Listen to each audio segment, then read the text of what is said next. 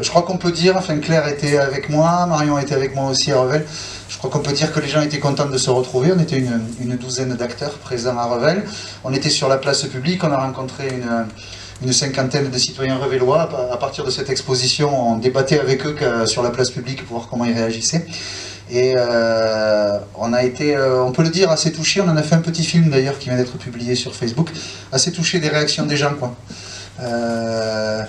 Je me rappelle encore, j'ai plus son prénom, mais une jeune fille qui sortait de passer son BEPC hier après-midi, qui nous dit mais finalement il n'y a pas de normalité, donc comme il n'y a pas de normalité, quand on est en situation de handicap ou qu'on soit valide, on est tous normaux, quoi, voilà. Alors oui, alors on était à Revel hier, ce soir nous sommes à Toulouse. Donc du coup, comme on a un peu divisé les troupes, on est un peu moins nombreux. Demain, nous serons à Muret, au foyer des Cascades, et jeudi, on rejoindra Saint-Gaudens. Voilà. Chaque fois, dans chaque lieu, voilà, à peu près le même principe. Un moment de rencontre, de convivialité, et puis un moment de débat et d'échange. Demain, on échangera sur l'accès aux soins à Muret. S'il y en a qui veulent nous rejoindre, c'est encore possible. Et à Saint-Gaudens, on échangera sur les questions d'habitat, et en particulier d'habitat inclusif. Ben Sophie, je vais te laisser ouvrir la soirée. Oui, c'est gentil. Ah ben ça te fait plaisir. Non mais c'est... Ça fait toujours plaisir d'être avec vous, c'est pas ça. Et c'est Sonia normalement qui aurait dû le faire ce soir. Donc, d'abord oui, j'abonde de ce que vient de dire Pascal. La première chose que j'ai envie de dire, c'est drôlement agréable de se voir tous. Hein. Parce que les visios c'était bien, mais pour se retrouver quand même tous ensemble, c'est mieux. Ça a ses limites, la visio, ça permet plein de choses, mais ça a aussi... ça manque de chaleur, la visio. Voilà.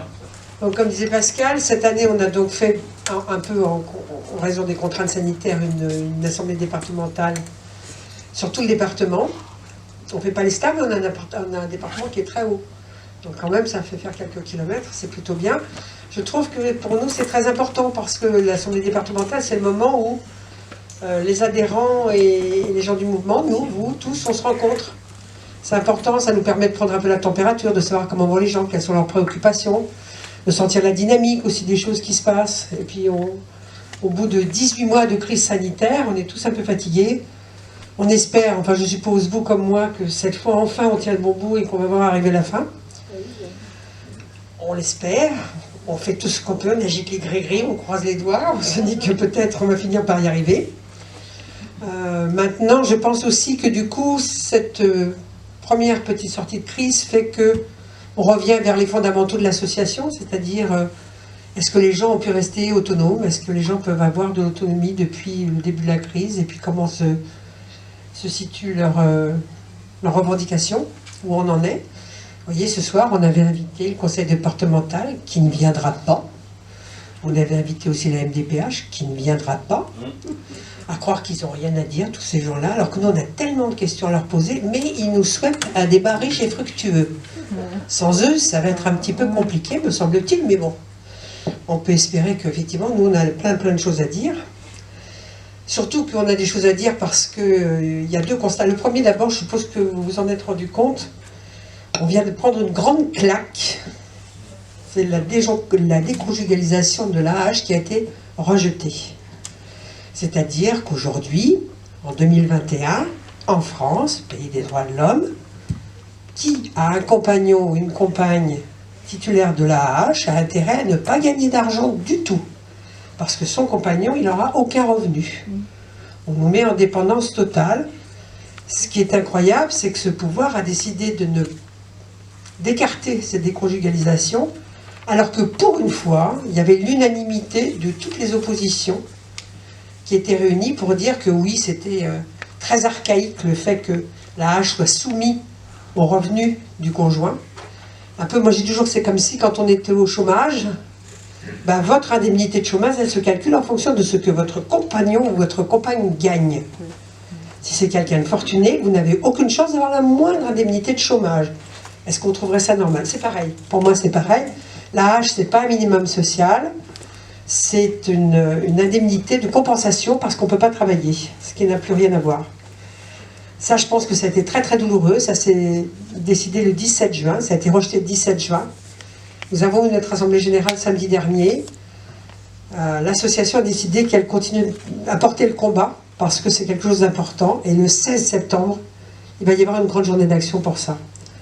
Ça, c'est la première chose. Il y a d'autres choses qui ont avancé, bien sûr, hein, notamment grâce à nous, depuis très très longtemps. On est de tous les combats concernant les personnes en situation de handicap. Mais il y a aussi quelque chose de très inquiétant qui a été abordé dans notre Assemblée Générale le samedi aussi, sur laquelle nous, la région d'Occitanie, on a décidé de s'y attacher. C'est la diminution des droits à compensation. On s'est aperçu que non seulement les MDPH fonctionnaient de plus en plus mal, qu'elles avaient de plus en plus de retard. Ça, c'est dans le meilleur des cas.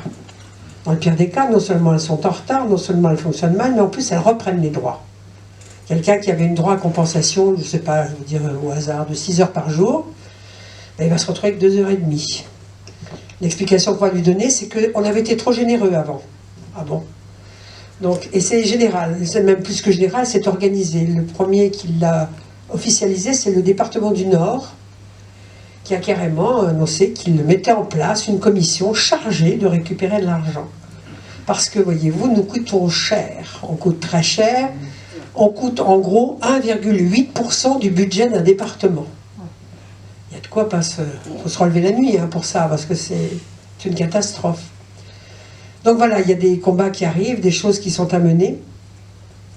On vous fera signe au fur et à mesure, on aura besoin de vous aussi.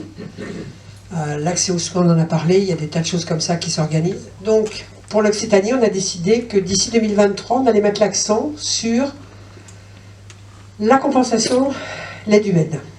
Les compensations techniques, les départements souhaitent qu'elles remplacent la compensation humaine, ce qui, en toute logique, n'est pas possible. Il y a des tas de choses, oui, on peut, il y a des tas d'autres choses, on ne pourra pas. Comme on constate aujourd'hui, on a un combat qui est juste, la MDPH n'est pas là, qui est vraiment très juste, le département non plus. Il va falloir qu'on compte sur les uns et sur les autres pour faire entendre notre voix à ce moment-là. Alors, Sophie l'a évoqué, et finalement, ça tombe bien, on peut vous le dire, c'est presque fait exprès quand même. Ce soir, nous allons échanger autour de la compensation dans le département de la Haute-Garonne. Voilà. Comment ça se passe chez nous, et quels sont les combats à mener demain, et quels sont les leviers dont on dispose pour mener ces combats. Il ne vous aura pas échappé que les 2 derniers dimanches, nous avons voté pour élire les conseillers départementaux. Et d'une certaine manière, nous pensons que c'est presque les élections les plus importantes pour nous, en situation de handicap. Parce que c'est les conseillers départementaux qui vont déterminer la manière dont on applique la loi de 2005 qui permet de compenser nos handicaps. Alors l'objectif de notre échange ce soir, c'est en fait de faire 2 choses. D'abord, on veut faire un point avec vous et vous entendre sur la manière dont vous vivez les dépôts de dossiers à la MDPH, les réponses qui vous sont faites, comment derrière vous arrivez ou pas à obtenir de la compensation du handicap, qu'est-ce qui est compliqué, difficile. Voilà. La deuxième chose, on veut mesurer s'il est nécessaire d'agir, mais on le suppose presque en posant le sujet quand même, et de quelle manière on va pouvoir le faire ensemble. Alors je précise tout de suite que ici il n'y a pas d'expert, hein, voilà. Personne n'est expert des questions, on va faire de l'expertise de terrain, c'est-à-dire nous, personnes en situation de handicap, on est les premiers experts de comment la compensation se fait pour nous. Voilà. Pour autant, on a demandé à un certain nombre d'entre vous, pour commencer à nourrir le débat, d'intervenir, ce qui fait qu'ils ont un petit peu préparé ce qu'ils vont nous dire. On a demandé à Claire et à Delphine d'intervenir sur leur expérience, qui n'est pas la même d'ailleurs, hein, évidemment, plutôt une réussite dans l'obtention des droits, plutôt des difficultés de l'autre côté. On a demandé à Marie, mais Marie qui est là-bas, tu peux lever la main Marie, comme ça tout le monde te connaîtra, qui nous représente, qui représente officiellement l'association à la commission, à la CDAPH, je ne sais jamais traduire le sigle moi. Commission des droits et de l'autonomie personnelle. Voilà, qui est la commission à la MDPH qui statue sur les demandes de droit. Voilà. Elle nous dira à quoi sert la CDAPH et puis comment elle le vit de l'intérieur. Voilà. On a demandé à Karel qui est là, qui est très active au sein de l'équipe Handi-Droit, de nous dire que fait l'équipe Handi-Droit de la délégation et comment aussi on a là un levier pour se battre pour nos droits. On avait demandé à Maître Benayoun, qui est un avocat avec qui on a des partenariats et qui fait un certain nombre de recours, d'être avec nous. Il m'avait confirmé qu'il était là. Je ne sais pas ce qui lui est arrivé. Voilà, pour l'instant il n'est pas arrivé. Peut-être va-t-il nous rejoindre. Et puis Sophie, on te laissera au fur et à mesure du débat réagir autant que tu le souhaites. Voilà, hein. Tu as déjà évoqué le fait que tu as souhaité, et ça a été retenu par la région, que le combat pour les droits soit une priorité pour donc, les 2 prochaines années. Voilà, donc on te laissera réagir. Delphine, ça te va de démarrer? Alors moi, tout d'abord, je fais la demande de PCH parentalité parce que j'avais une amie qui est dans quelques mois qui m'en avait parlé. Et aussi parce que la PF m'en avait parlé et puis depuis janvier 2021, je crois que quand on est en situation de handicap, quand on a un enfant, que vous voyez là, donc on peut demander la PCH parentalité. Il faut déjà, par contre, qu'on ait déjà des droits à la prestation de compensation du handicap. Pour l'avoir, il faut avoir un enfant de moins de 7 ans. Voilà. Donc j'ai fait le dossier en mars. Alors j'ai eu l'accusé de réception de la poste. Alors la MDPH a tardé un peu à me répondre. Enfin, du coup je me demandais si elle avait bien reçu le document. Enfin, j'avais le retour de la poste, donc c'était sûr qu'elle l'avait reçu. Par contre, j'ai dû mettre 2 mois à recevoir un courrier de la MDPH. Me disant qu'en fait, j'avais oublié l'acte de naissance de mon fils, qui datait de plus de 6 mois. Donc voilà, ça m'a... Bon, je sais que au niveau des actes de naissance, ils sont assez... C'est 3 mois. Toutes les institutions sont assez embêtantes, mais vu qu'il y avait le confinement, tout ça, et puis l'acte de naissance, il datait du bon novembre. Donc bon, c'est aussi par rapport à leur délai, peut-être qu'ils n'ont pas eu non plus à attendre. Donc voilà. Donc j'ai reçu la notification il y a une semaine, tout juste. Donc là, moi, actuellement, je suis une famille parents isolés, donc je m'occupe tout seul de mon enfant. Et sur la notification, ils n'avaient pas pris en compte mon statut de mère isolée. Donc en fait, j'envoie un mail à la référente qui me dit oui, les documents que vous nous avez envoyés, ils ne permettent pas d'accéder au statut de famille monoparentale. Donc du coup, je suis étonnée, alors je me demande mais quel document il leur faut du coup. Et en fait, le document, il leur faut. Alors là, ils ont été assez réactifs. Alors de suite, elle m'a envoyé le mail du conseil général qui s'occupe du paiement. Et donc j'allais leur écrire, j'ai pas eu le temps de leur écrire, j'allais leur écrire dans les 2 jours. Et là, le surlendemain, il y a comme une dame du conseil général qui m'appelle, parce qu'ils allaient procéder au paiement. Et en fait, il leur fallait juste un imprimé écran de la situation du dossier CAF, en fait. Et ce qui est assez paradoxal, c'est que les papiers que je leur ai envoyés, c'est quand même des papiers qui ont permis à la CAF de me déclarer parent isolé. Enfin, vous voyez, c'est un peu... Voilà. Donc je leur ai fourni l'imprimé écran et j'ai eu le retour de mail qui m'a dit c'est bon, vous faites le paiement de famille voilà, avec la majoration pour le paiement de famille isolée. Mais je trouve ça aberrant, quoi. Enfin, et donc voilà, mais bon, je trouve que ce papier, il devrait le dire dès le début. Donc, comme ça aurait facilité et au moins j'aurais eu tout sur la notification. Donc à cette fois, je trouve que c'est dommage qu'à cette fois il faille quémander des informations en fait. Voilà, bon après j'ai conscience que la PCH parentalité, ça vient d'être mise en place, donc bon, il y a certains couacs encore, je pense, et là j'ai vérifié, mais je n'ai pas encore... Voilà, je pense que le paiement ne va pas tarder, mais pour l'instant, ce n'est pas le cas. Donc voilà, donc cette prestation compensation du handicap, parentalité, ça va sûrement m'aider pour embaucher une nourrice, peut-être, je ne suis pas sûre, mais pour Paul, parce que moi, d'aller le chercher à l'école et de revenir le chercher en famille des deux, ça va peut-être trop me coûter, donc peut-être je m'en servirai pour ça. Donc voilà. Le deuxième témoignage, c'est Claire qui l'a écrit, mais elle m'a demandé de le lire. Et alors elle m'a fait la bonne blague de l'écrire en caractère 10. Donc elle nous dit « Je viens de renouveler ma reconnaissance de travailleur handicapé via le dossier en ligne de la MDPH. J'espère que cette démarche aboutira, car en effet, j'ai rempli le dossier avec les mêmes pièces que le dossier constitué en avril 2020 pour le renouvellement de la prestation compensation du handicap en aide humaine. Oui, en septembre 2020, mes droits PCH aide humaine, j'imagine, arriver à terme. En septembre 2021, mes droits RQTH arriveront à terme. Et en septembre 2023, ma carte invalidité et mes droits à la hache arriveront aussi à terme. Donc toi, tu as 3 dates en fait. Sur des droits différents, des dates différentes. Donc tous les ans, nous dit-elle, je copie et colle des données, j'actualise le projet de vie qui n'évolue pas tellement, car d'une part, j'ai une situation pérenne, je suis embauché en CDI en tant que chargé de gestion administrative. D'autre part, mon handicap est là depuis la naissance, et j'ai plutôt perdu en autonomie que gagné, car comme chacun, l'avancée en âge entraîne souvent des douleurs, et nous, personnes en situation de handicap, cela serait utopique de dire que nos muscles ne vieillissent pas. Ce serait un miracle, effectivement.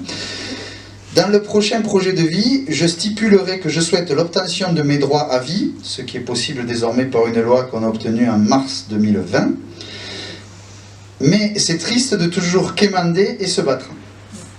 Aujourd'hui, on parle de simplification administrative, mais je ne la vois pas.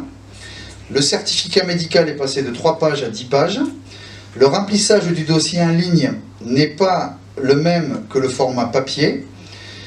C'est tout à fait différent et l'endroit, la case projet de vie est absente. Il faut donc penser tout seul à le mettre en pièce jointe. De plus, et ça c'était samedi, je le sais, un administrateur à APF France Handicap m'a dit que tout usager passant devant une commission devait savoir la date et pouvoir défendre son dossier. Ce qui est vrai, hein, la loi dit que le passage du dossier, vous devez avoir la date. À Toulouse, je ne me souviens pas avoir eu la date où mon dossier passait pour mes commissions. Bref, j'attends de la MDPH qu'elle me simplifie la vie. Or, la constitution de nos dossiers se complexifie d'année en année. Souvent, je ne fais pas les démarches vis-à-vis des aides ponctuelles, car je suis à bout de souffle. Est-ce que tu veux rajouter quelque chose, Claire ? Elle m'a dit non, mais c'était oui. Pour moi, je trouve très compliqué de faire les refaire des dossiers des PHC. Et bien souvent, on abandonne. Oui, donc une forme de lassitude. Ils finissent par nous avoir à l'épuisement, quoi. Mais il y a des aides exceptionnelles pour financer le sucre du fauteuil ou le sucre des vacances liées au handicap. Je sais que j'aurais droit, mais je suis fatiguée. Oui, tu trouves plus l'énergie de le faire. Ok, merci Claire pour ce témoignage. Marie. Et j'ai vu nos droits et la CDAPH évoluer dans le bon sens, dans le mauvais sens, dans les deux. En fait. À force de se batailler, on a obtenu quelques droits qui sont pas mal en Haute-Garonne par rapport à d'autres endroits. Mais là, on tire un peu la patte en ce moment, je trouve. Parce que, comme a dit Pascal, il y a des gens qui ont des taux d'incapacité qui baissent d'un coup, alors qu'ils ont des certificats médicaux qui montrent plutôt une aggravation de leur cas.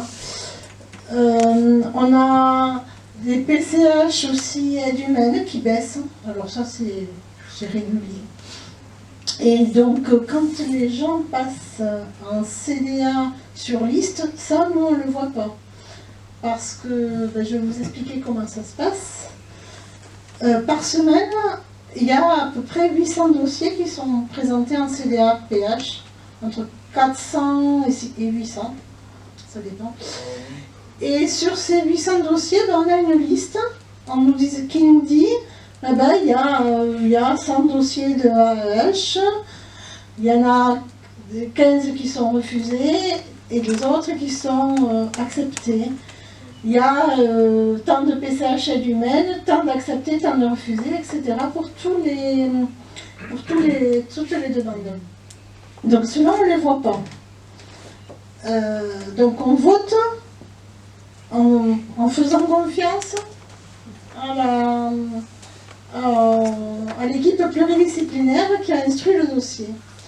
Donc nous, les associations en Haute-Garonne, on a décidé de ne pas leur faire confiance. Parce qu'il y avait trop de gens qui venaient nous voir après pour nous dire ce que j'ai demandé, je ne l'ai pas eu, ou ce que je devais avoir, je ne l'ai pas eu. Donc on a décidé de ne pas leur faire confiance. Donc systématiquement, nous, on s'abstient. Au début, on votait non, et puis un service juridique qui nous a expliqué qu'il valait mieux qu'on s'abstienne. Donc on s'abstient. Ça, c'est toute une grande partie des dossiers qui passent. Voilà. Puis il y a des gens, et ça je vous conseille de le faire, qui demandent de passer en CDA, d'être reçus en CDAPH. Et dans ce cas-là, ils sont obligés de vous recevoir.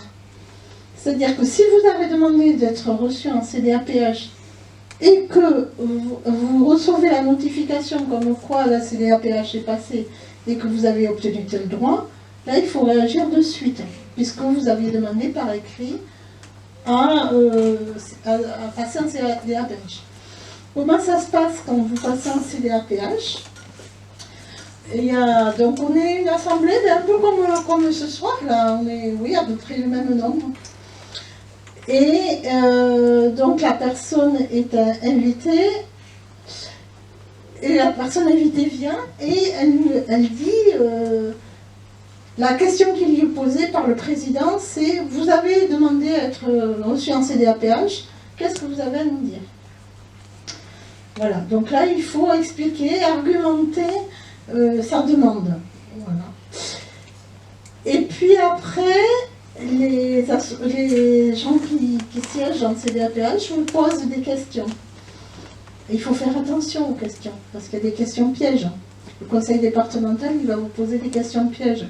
Les associations, au contraire, elles vont vous poser des questions qui vont pouvoir faire avancer dans votre sens la demande.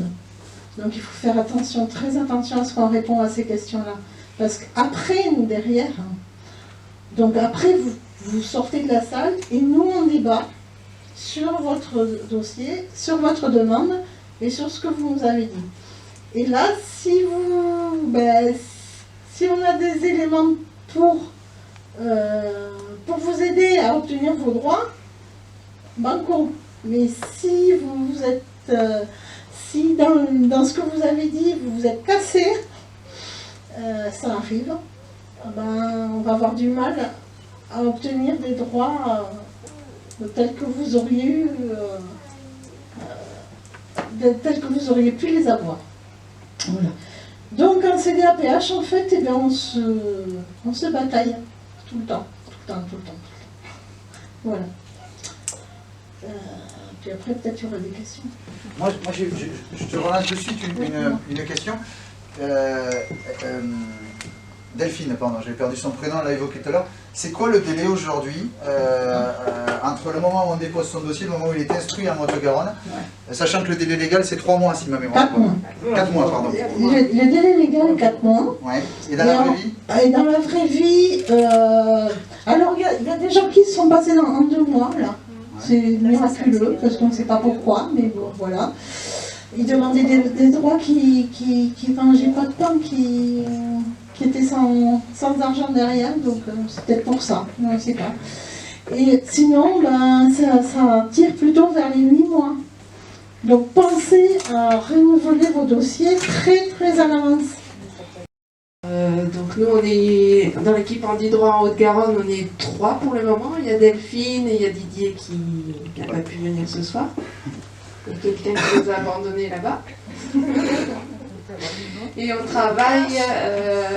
travaille avec Ariane qui est en Ariège. Donc on travaille sur les 2 départements en même temps. Donc on a des gens qui nous appellent, alors des adhérents, mais surtout des personnes extérieures qui nous appellent soit parce qu'elles elles entrent dans le monde du handicap et qu'elles sont complètement perdues par rapport à leurs droits, soit des gens qui justement n'ont pas obtenu ce qu'ils avaient demandé, soit le dossier était mal monté, soit voilà, il y a eu un problème à un moment donné. Donc les gens nous contactent, on étudie leur dossier en équipe et après on les aide soit à monter le dossier, donc MDPH depuis le début.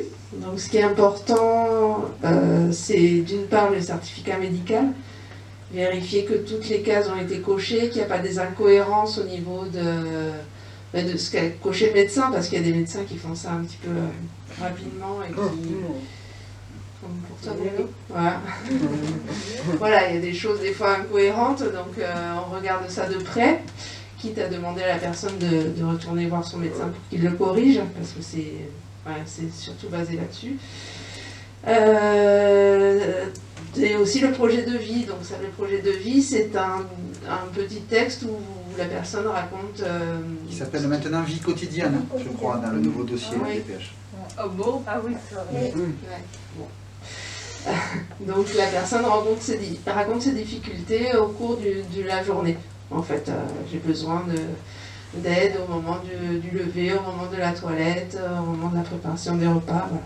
C'est un déroulé d'une journée et qui illustre un petit peu la demande, pour ne pas avoir juste un dossier, quoi. Juste un dossier avec des cases cochées, c'est toujours mieux d'avoir la réalité des choses.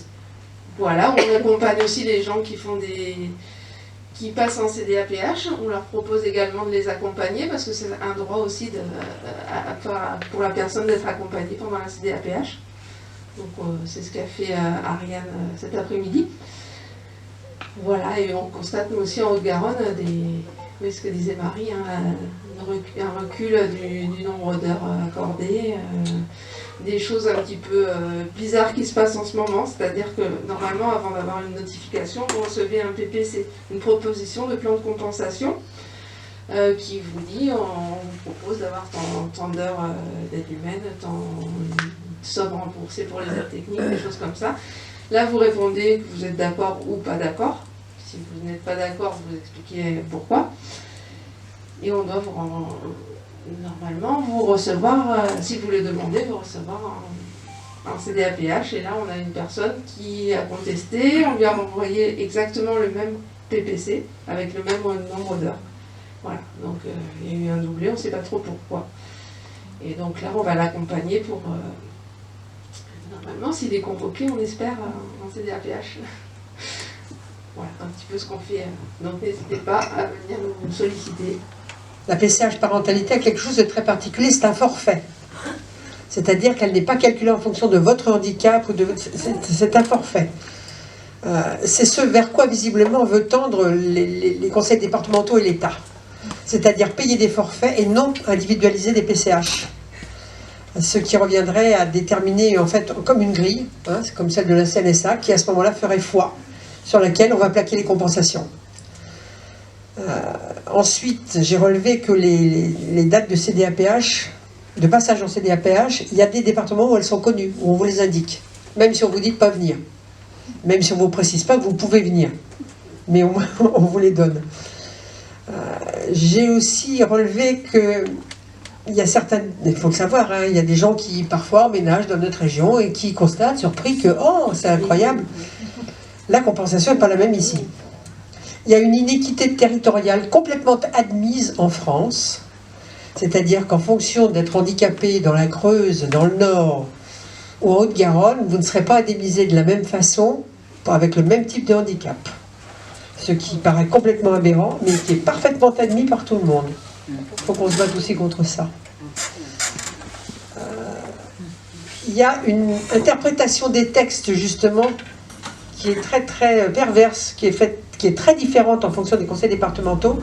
Chaque conseil, en fait, interprète un texte d'une façon ou d'une autre, ce qui permet justement d'accorder une compensation ou pas. Et il faut savoir aussi que par principe, je dirais vraiment par principe, on ne vous énoncera jamais les droits auxquels vous pouvez prétendre. Jamais. Des fois que vous les réclamiez. C'est pour ça qu'on est là, quand même. C'est pour ça qu'il y a des handis-droits, c'est pour ça qu'on est là pour défendre les dossiers. Ensuite, ne jamais oublier que le projet de vie, c'est essentiel.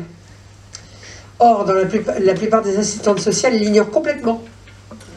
Elles le considèrent même comme pas important. C'est tout à fait juste. Et je trouve ça bien finalement qu'ils mettent quotidien parce que les gens ne se rendaient pas compte que simplement relever les difficultés qu'on a au quotidien, c'est ça déjà un projet de vie. Alors bon, moi je dirais pas que les assistantes sociales le font exprès, c'est souvent par ignorance, ça veut dire que même elles ne sont pas formées à ça. Et ensuite, ça c'est quelque chose auquel moi je suis très très attachée parce que je suis comme vous, j'ai de la compensation, j'ai donc une auxiliaire qui vient. Je suis donc une patronne. Je suis quelqu'un qui emploie quelqu'un d'autre. Ma PCH ne va pas dans ma poche, elle me sert à payer quelqu'un. Je suis donc créatrice d'emploi. Si on me reprend ma PCH, si on me reprend mes heures d'aide humaine, je fais des chômeurs. Mais non, mais c'est sérieux. Quelqu'un qui a 24 heures, par exemple, par jour d'aide, on lui en enlève la moitié, c'est un poste entier. Hein. C'est un emploi. Si on vous additionnez sur tous les jours, ça fait un emploi. N'oubliez jamais ça. Nous, on valorise des emplois. Voilà. C'est que les assistantes sociales sont spécialisées souvent. Donc sur certaines choses, elles sont très fortes, et sur d'autres, elles ne connaissent pas, elles ne peuvent pas tout connaître non plus. Bon, après, est-ce qu'elles s'adressent aux gens qui connaissent? Ça, c'est notre histoire. D'accord, c'est donc un travail spécifique. Ouais, mais là on est en train de poser, me semble-t-il, y compris un défi pour nous. C'est-à-dire, nous, on est quand même une association un peu ressource en matière de droit du handicap. On se le dit depuis un certain temps, est-ce qu'on est capable de créer un réseau d'assistantes sociales qui au moins nous repère pour venir chercher les bonnes infos sur le droit à compensation du handicap, sans vouloir dire qu'on va les former parce qu'il faut y aller délicatement. Claire?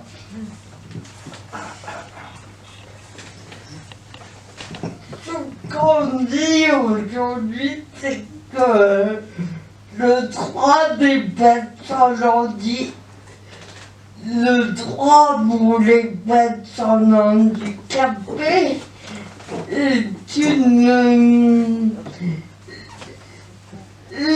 particulier comme le droit des prisonniers. Alors, là, des pères ont dit « Ah mais allez voir votre assistant de quartier, vous pourrez le dossier des pères. » Je ne sais même pas si elle me prendra sacrément mon assistant social de quartier. Si elle te prendra quoi? J'ai pas compris un mot.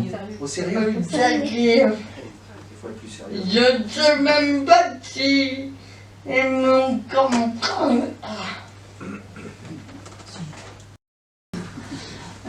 Bonjour, moi je suis la responsable de l'offre de service à la direction régionale de l'APF en Occitanie. J'avais une question, Marie. Est-ce qu'on a de plus en plus d'ouverture des droits à vie qui sont prononcés? Non, ça commence à peine. D'accord. Parce que oui, c'est ça.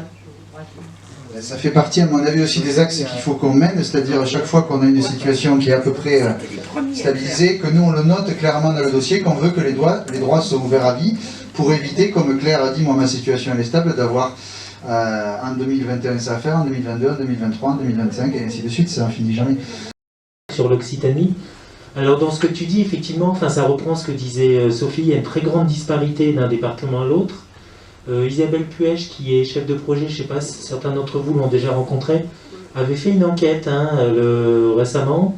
Elle avait repris des statistiques des différents départements et de voir d'une part les délais de réponse et puis d'autre part est-ce que les réponses étaient à la baisse ou étaient à la hausse. Et le constat général, c'est que les réponses sont à la baisse, c'est-à-dire que quelqu'un dont la situation est réévaluée perd des heures pour la même situation de handicap, voire pour une situation de handicap qui s'aggrave. Donc c'est extrêmement... c'est très très grave, hein. C'est absolument révoltant.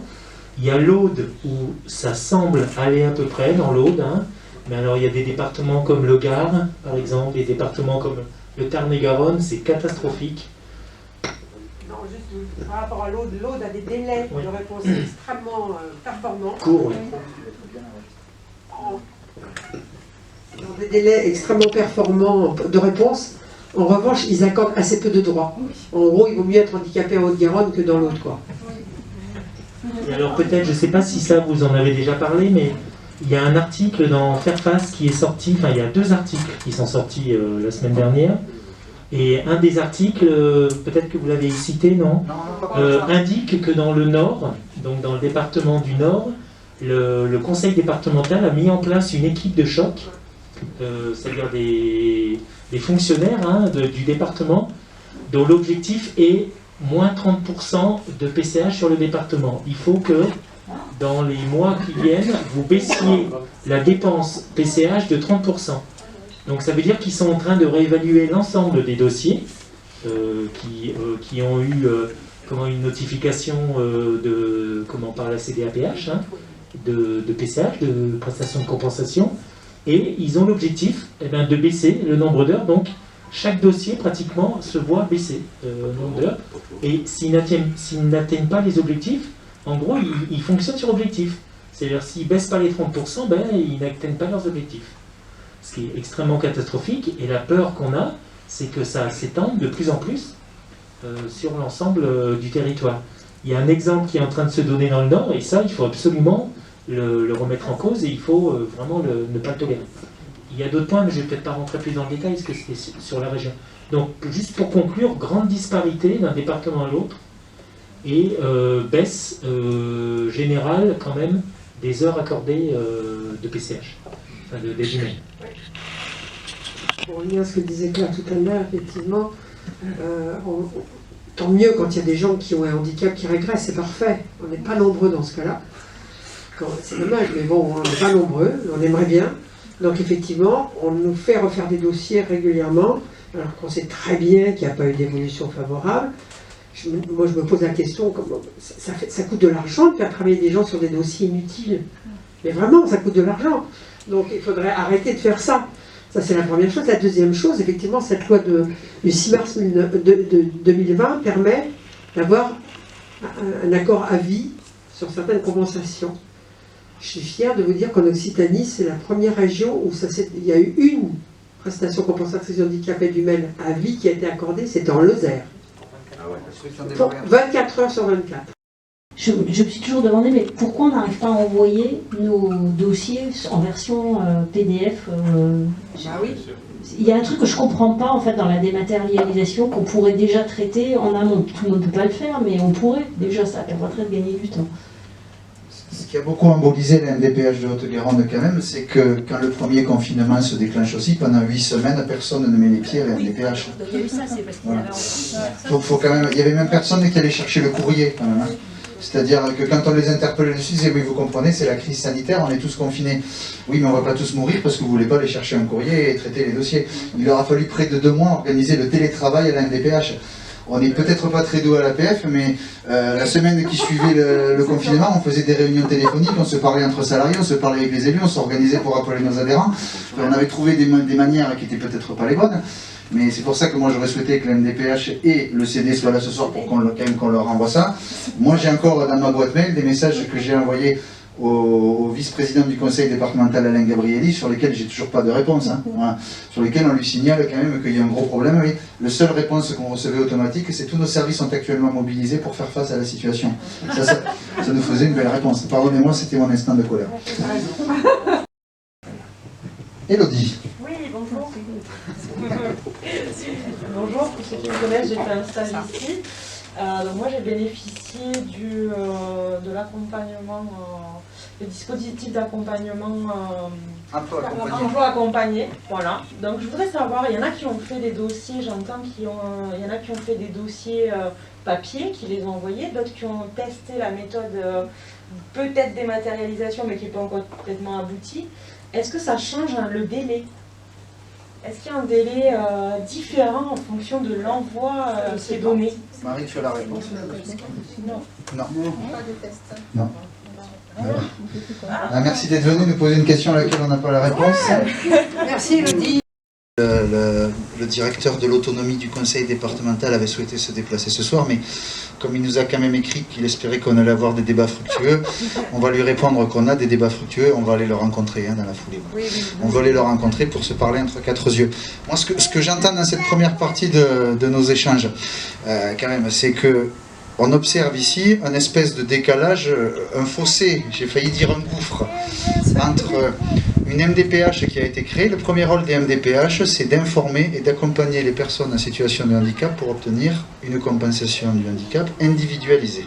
C'est pour ça qu'elles ont été créées, les MDPH, en 2005. C'est écrit, ce sont les premières lignes de la loi.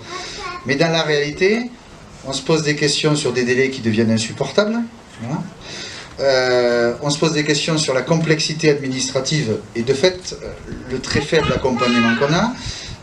On se pose des questions sur les gens qui seraient susceptibles de nous accompagner, notamment un certain nombre de réseaux comme les maisons des solidarités qui emploient les assistantes sociales du département, qui ne sont pas tout au courant du droit du handicap.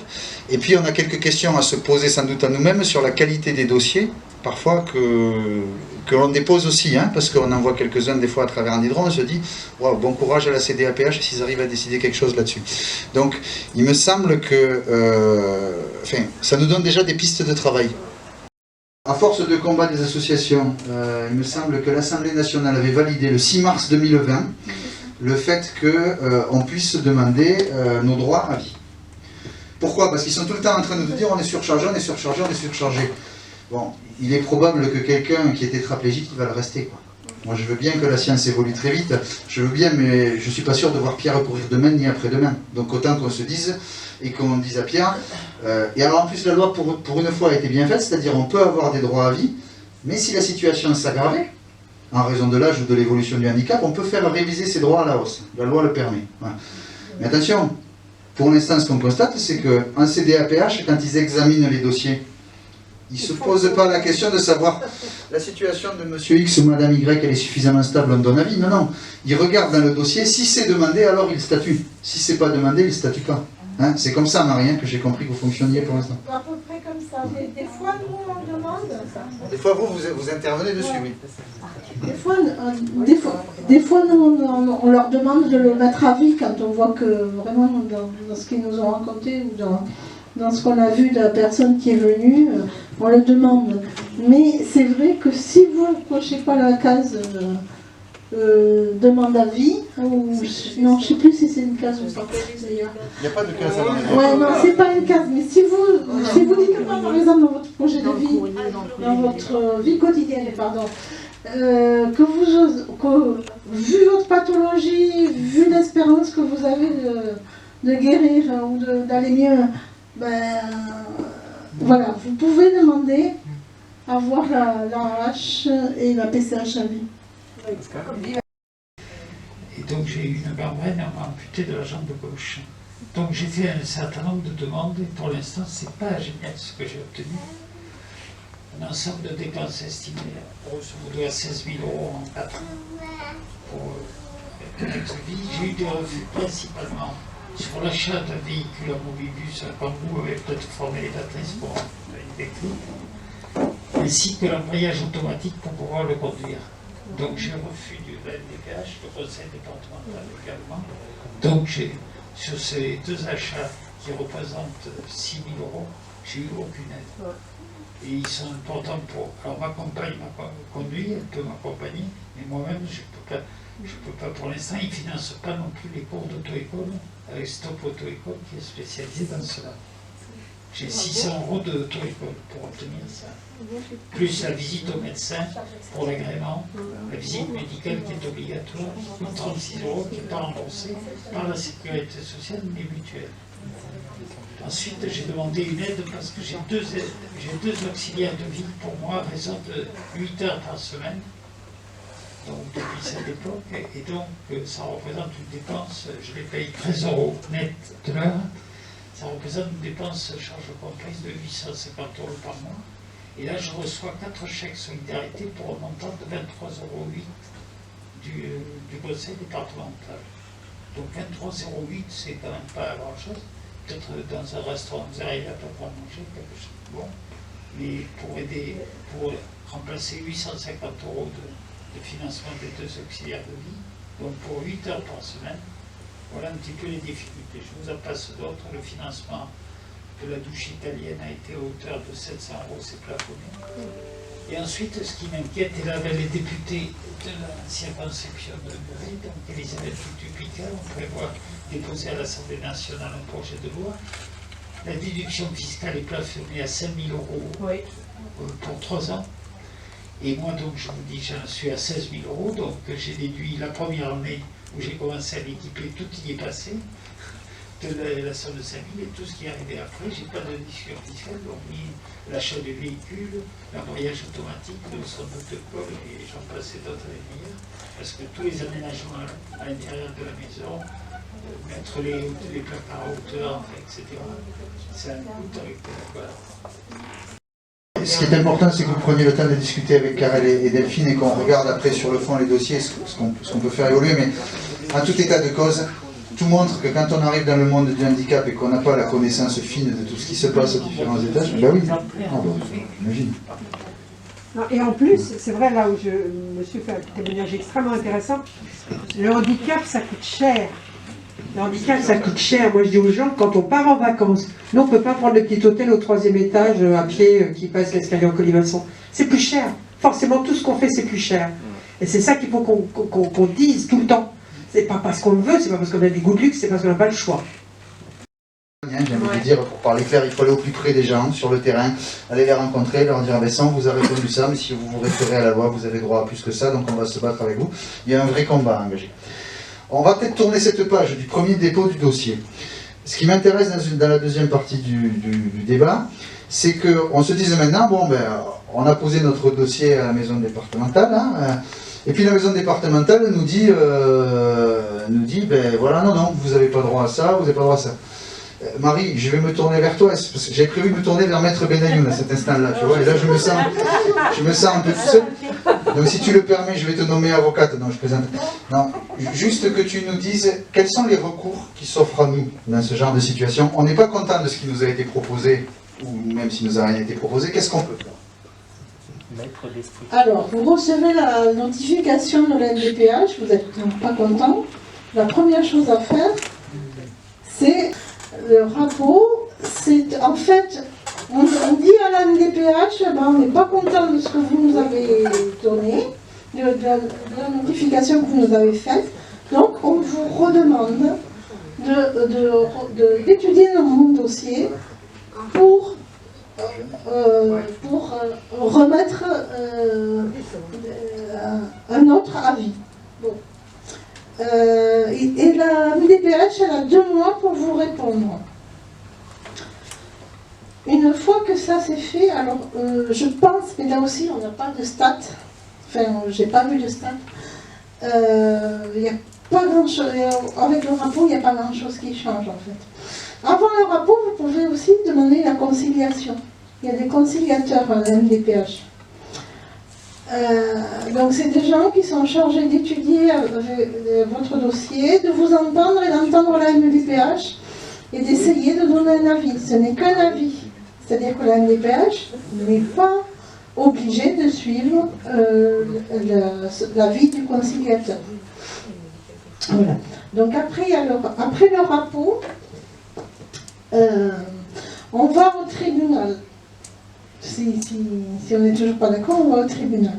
C'est le tribunal... de grande instance. Non, judiciaire social. C'est le pôle social du pôle social du tribunal de grande instance. Voilà. Et là, bon, mais là, alors l'APF dit qu'on peut y aller tout seul. Non.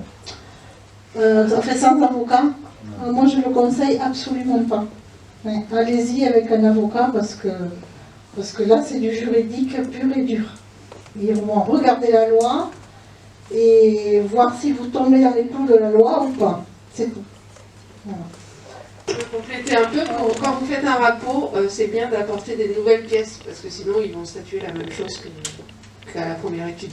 Donc apporter des certificats médicaux, de nouvelles pièces pour étayer votre dossier. Vous expliquez ou d'expliquer ce qu'il semble ne pas avoir compris dans la lecture de votre dossier. Moi, Karel, je voulais te poser une question. Karel et Delphine, vous qui êtes dans l'équipe Anti-Droit, est-ce qu'il vous semble que les gens qui sont mécontents de ce qu'ils ont obtenu, est-ce qu'il vous semble qu'ils engagent derrière tous les recours possibles ou pas? Ou est-ce que c'est compliqué? Ou est-ce que nous, on s'est déjà trouvé une situation dans la salle, y compris d'avoir des droits qui ne nous suffisaient pas? Est-ce qu'on s'en est arrêté là? Ou est-ce qu'on a passé le cap? Alors, vous pouvez répondre, hein. Pour le rapport, c'est assez facile parce que ça reste administratif. Ce qui fait peur aux gens, c'est le mot tribunal. Oui. Voilà. Parce que en plus, il y a un moment où ils disent que si les gens perdent, ils devront rembourser les frais d'avocat. Voilà. Donc là, en général, s'ils lisent jusqu'au bout. Ah, il y a aussi des gens qui y vont, hein, mais c'est plus compliqué.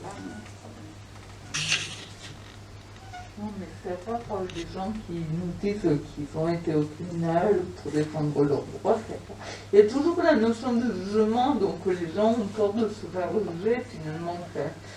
Alors que c'est des droits, en fait. On a l'impression qu'ils sont en faute presque. C'est vrai que le tribunal, ça fait te faire tout de suite peur, en fait, je pense. C'est ça, finalement. Ben, on n'a pas des... On rapporter la proportion. Mais il y en a très peu qui vont au tribunal. Puis il y a aussi des gens avec qui on prépare un rapport et pour plusieurs choses, et puis au dernier moment, ils n'envoient pas parce qu'ils ont peur, ils demandent trop. Et voilà. Ça nous est déjà arrivé aussi. Un petit peu... Oui, pardon, Sophie. Par rapport à la compensation du handicap et ce qu'en dit le conseil départemental, c'est-à-dire qu'on coûte cher, très très cher, je crois qu'il faut rapporter les choses à une logique comptable. C'est comme si chaque fois que je dépensais 100 € pour faire mes courses, je me dis « Oh non, j'ai dépensé trop d'argent, je ne vais pas acheter de baguette de pain. » Voilà, je vais faire des économies sur une baguette de pain. C'est pareil, c'est exactement pareil. C'est pas là-dessus que je vais faire des économies, il faut être clair. En plus, je veux dire, en dehors du fait qu'on génère des emplois, le département s'occupe et finance des choses qui ne sont pas de sa compétence. C'est-à-dire qu'ils font des choix politiques. Décider de baisser l'aide humaine, c'est un choix politique. Ce ne sont pas des économies, du tout. Parce que les économies, ce n'est pas là qu'ils peuvent les faire. Les conseils départementaux investissent dans des choses qui leur rapportent éventuellement de l'électorat.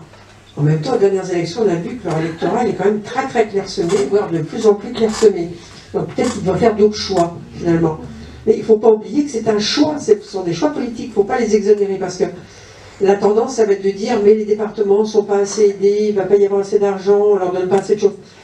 Moi, je veux bien lutter aux côtés d'un département qui va me dire, ben voilà, on ne nous donne pas assez d'argent, on aimerait vous en donner plus. Pas de problème, on va se mettre ensemble, on va faire pas de l'intérêt associatif, mais on va vous soutenir dans votre demande d'avoir plus de budget. Un conseil départemental qui me dit, je suis désolé, mais moi je ne peux pas vous payer plus parce que je n'ai pas d'argent, je m'en fiche, il y a une loi qui existe, j'ai droit à une compensation de mon handicap, je veux qu'elle s'applique, c'est tout. Je voudrais revenir sur cette question des recours et vous faire part d'une réflexion de Jean-Luc, qui est un adhérent et qui est le responsable de l'APF en Ariège, où on fait le même constat qu'on est en train de faire ici ce soir, et peut-être encore pire parce que le département de l'Ariège a objectivement moins de moyens que le département de la Haute-Garonne. Mais nous, le premier constat qu'on a fait, par exemple, il y a quelques années, les heures d'aide humaine ont été baissées de 15% en Ariège, c'est-à-dire qu'on a dit aux gens, vous avez droit à un plan d'aide de 120 heures par mois, mais on ne réglera plus 100% de ce plan d'aide, on réglera 15% en moins. La même semaine, on annonçait que le département de l'Ariège se payait une étape complète du Tour de France avec 1 million d'euros, rien que pour faire revenir les coureurs qui partaient de Saint-Giron pour arriver de l'autre côté du département. Et quand on regardait ce qui avait été économisé d'un côté et dépensé de l'autre, je te rejoins sur le choix politique. Mais Jean-Luc est plus cynique que ça, il dit aujourd'hui nous avons peu de gens qui ont le courage d'aller faire des recours. Et il demande lui à ce qu'on puisse obtenir la transparence des MDPH et des CD sur le nombre de recours qui ont lieu chaque année, que ce soit en rapport ou auprès du tribunal, et quelle a été la décision du tribunal.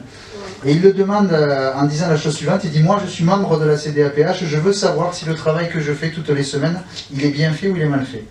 Si quand on nous amène 15 fois au tribunal, on perd 14 fois, c'est que nous faisons mal notre travail et qu'il faut revoir un certain nombre de choses. Mais il faut qu'on... Voilà.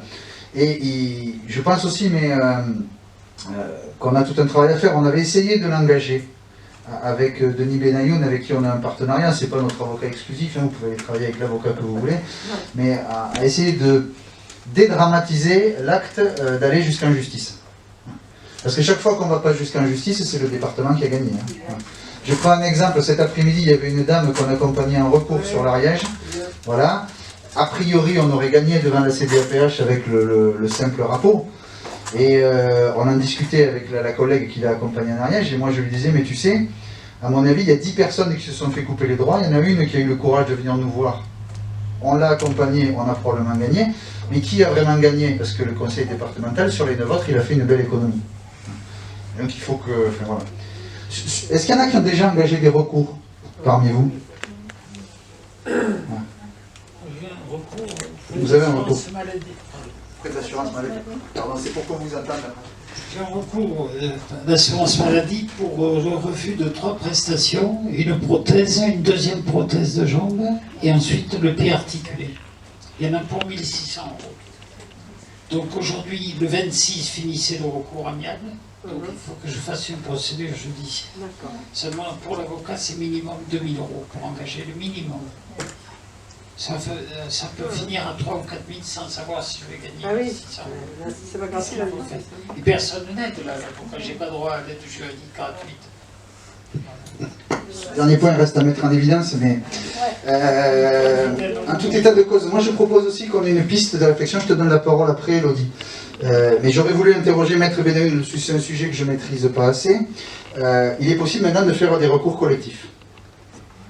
Non, il est possible de faire des actions de groupe collectivement. Ah oui, oui, De faire des actions de groupe. On a tous des restes à charge sur nos plans d'aide. Monsieur parlait tout à l'heure de l'aide technique, mais Claire, elle aurait pu l'évoquer aussi. Je sais très bien que quand elle a changé son fauteuil, on était largement au-dessus de ce que dit la loi. La loi dit qu'il ne doit pas rester plus de 10%. Je me demande si ça ne vaut pas le coup qu'on réfléchisse à un moment donné à des actions un peu collectives de recours, avec soutien de l'APF et derrière. Elodie, tu voulais intervenir? Non, mais concernant les recours, j'ai eu, alors pas avec la MDPH, mais j'ai fait une demande de recours, une contestation médicale auprès de la Caisse primaire d'assurance maladie. Donc c'est une contestation qui a été donnée parce que, au regard de ma pathologie, j'ai entendu que j'aurais pu être assistante maternelle, ce qui est être un danger pour moi et peut-être un enfant à garder. J'aurais pu monter une entreprise, ce qui est infaisable pour moi aujourd'hui. J'aurais pu rentrer dans un ESAT, donc c'est complètement mettre mon dossier au rebut, hein, clairement, puisque aujourd'hui je n'ai pas le besoin d'être accompagnée autant que cela. Et c'est quand même quelque chose qui prend du temps. C'est quand même quelque chose qui demande un financier derrière qui est quand même assez énorme. Un expert médical, donc ça se passe à Rangueil. Hein. Donc des fois qu'on n'en est pas suffisamment pris dans la figure, on est obligé de passer à la médecine nouvelle de Rangueil. Donc ça demande d'être organisé pour pouvoir se déplacer, pour pouvoir être suffisamment en forme pour passer 1 heure, 1 heure et demie d'entretien. Voilà, il faut le savoir. Et donc finalement, j'ai eu gain de cause face à la sécurité sociale. Donc c'est quand même quelque chose qui est, je pense, très important. C'est-à-dire que, je ne sais pas s'il y en a qui ont eu un cas un peu comme le mien. En règle générale, moi ce que j'ai entendu c'est « Ouh là là, n'y va pas, c'est le pot de terre contre le pot de fer ». Donc j'ai compris que j'étais un peu en terre à ce moment-là. Je ne sais pas pourquoi ça m'a pris comme ça. Et finalement, on a des droits. On a la possibilité de se défendre, ça nous coûte sur beaucoup de choses, mais il y a cette possibilité que donne l'APF, déjà, ici, et il y a la possibilité d'être accompagné, et ça je pense qu'il faut pas hésiter, même si on a l'impression qu'on va y perdre en argent, qu'on va y perdre beaucoup de choses, on a la possibilité d'y gagner beaucoup par la suite. Voilà. Donc c'est faisable. C'était un message d'espérance, c'est ça? Mais bien sûr. C'est la Terre qui a gagné. C'est la Terre qui a gagné. Non mais moi, ma réflexion là-dessus quand même, c'est, on en discute parfois avec Maître Benayoun, parce que dans les gens qu'on est amené à lui orienter, après ils font leur choix. On a des situations catastrophiques qui probablement allaient gagner au tribunal. Chaque fois que les gens arrêtent, je sais que Maître Benayoun il me dit, le problème c'est qu'on laisse l'injustice et les pratiques perdurer, quoi. Parce que il dit, c'est aussi une partie d'échec d'une certaine manière. Il dit quand on a attaqué une MDPH 10 fois et qu'ils ont été condamnés 10 fois, il dit ça commence à faire réfléchir, y compris en interne, quoi. Elle n'avait pas tous ses droits, elle était déjà à la retraite, elle touchait sa retraite depuis un moment et on avait fait un recours auprès de la CARSAT et ils ont accepté de revenir sur le non payé et de le mettre à un niveau de retraite supérieur. Ils ont accepté le recours. Voilà, sans qu'on ait besoin d'aller au judiciaire. De toute façon, on épuise chaque fois tous les recours amiables qui existent. De toute façon, dans le cadre de la MDPH, c'est une obligation. Ouais.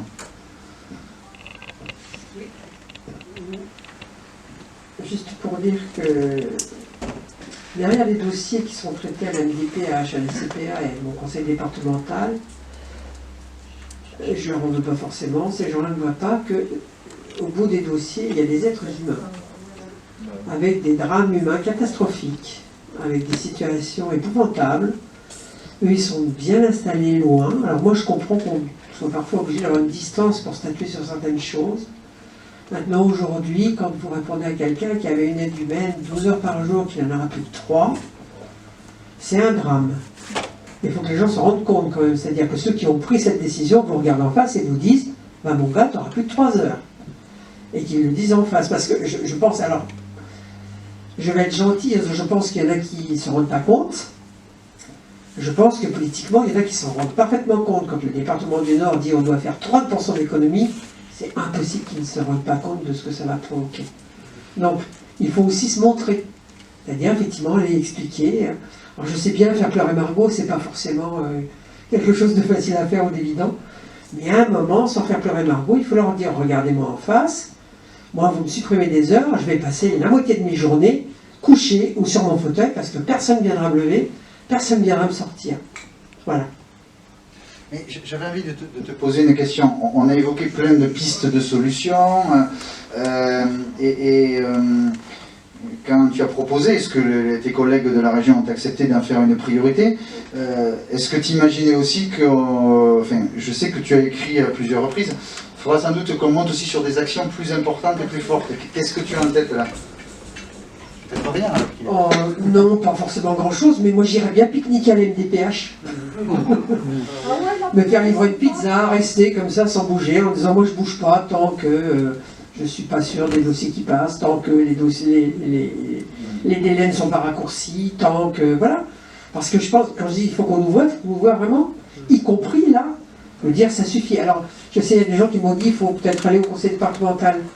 J'aurais l'impression de me diluer dans le conseil départemental, tandis que la MDPH, c'est ça que moi j'ai en face. C'est pas le conseil départemental que j'ai en face de moi, c'est la MDPH.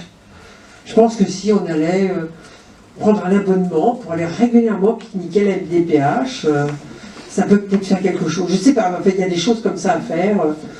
Il y a des die-in à faire, des sit-in, je sais pas, des endroits un peu stratégiques. Leur casser un peu les pieds, quoi, faire en sorte qu'ils se rendent compte que... Et de leur dire, bah moi je partirais bien, mais j'ai pas d'auxiliaire à ce temps-là. Donc je peux pas bouger. Débrouillez-vous les gars, vous faites ce que vous voulez, mais moi je pourrais pas, voilà, je peux pas rentrer chez moi. Un mobibus, eh ben, il est en retard, donc je peux pas repartir là pour le moment. Voilà. Attendez, on va essayer d'être quand même un peu dynamique, mais on va essayer d'être quelque chose de plus, de porteur d'une énergie et pas d'un désespoir. D'accord, ben, ça peut presque nous servir de mot de fin, ça. Non, mais sauf s'il y a des réactions des gens qui veulent intervenir. On était parti pour une petite heure, 1h30 de débat. Tu voulais réagir, Marie? Non, pardon. Non, mais parce que ce que tu évoques, c'est quand même c'est d'aller rappeler qu'il y a une loi et qu'on ne va pas simplement se contenter d'accompagner des gens un par un discrètement, mais qu'on pourrait faire aussi un peu de bruit médiatique pour rappeler qu'on ne lâchera pas si facilement que ça là-dessus.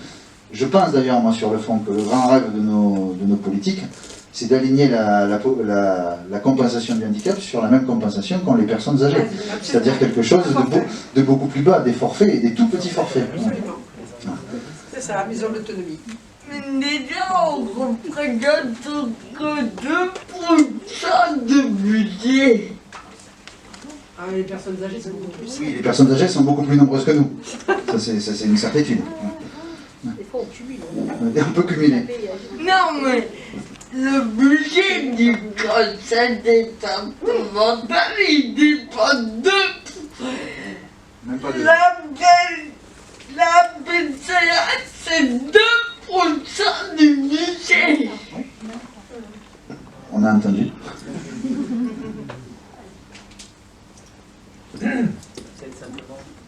Là, je m'adresse aussi à la représentante du Conseil APF de région, mais comme on a dit, il y a une grande disparité entre les départements. Alors, effectivement, c'est important de travailler sur votre département, mais il faut que nous, en région aussi, on essaie de voir comment ça peut s'articuler, puisque c'est un même droit quel que soit le département, donc il faut sûrement fédérer aussi les différents départements d'Occitanie sur des actions, voilà, se faire entendre effectivement dans un département, mais aussi faire entendre que ce droit-là, quel que soit le département, on l'a, quoi.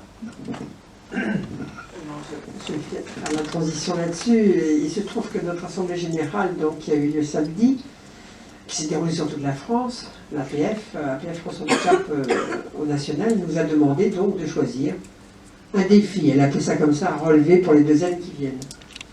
On avait choisi, nous, effectivement, on a proposé, choisi, au Conseil APF de région, de travailler sur la compensation de l'aide humaine. Donc, effectivement, on ne va pas se contenter de faire que du départemental, il va y avoir du régional. C'est-à-dire qu'à un moment, on va essayer conjointement tous, dans nos départements, de créer des événements, peut-être même sur une même journée. Parce que si dans toute l'Occitanie, les MDPH ont des handicapés qui viennent pique-niquer chez elles le même jour, à la même heure, je pense que ça risque d'être un petit peu rigolo. Voilà, des choses comme ça, effectivement, on va essayer de faire en sorte que la région soit porteuse de ces revendications fortes. Vous avez vu, on est bien dans le sud-ouest, on va pique-niquer, hein. On va pas au... Dîner, tu n'auras personne, il sera plus là. On va tout doucement passer à la partie conviviale de notre assemblée, même si ça ne nous empêche pas de continuer à discuter et d'échanger entre nous. Bernadette est par là. Elle est là. Pour tous ceux qui l'ont pas vu, Bernadette proposait une petite visite des jardins partagés, qui est un projet qu'on a développé qu'on porte depuis un certain temps et qui se développe bien depuis à peu près 1 an. Donc comment tu fais, Bernadette? Tu donnes rendez-vous aux gens qui le souhaitent dehors, les jardins sont juste derrière, ils sont évidemment accessibles, c'est mieux. Voilà. Et bien voilà. Merci à tous en tout cas.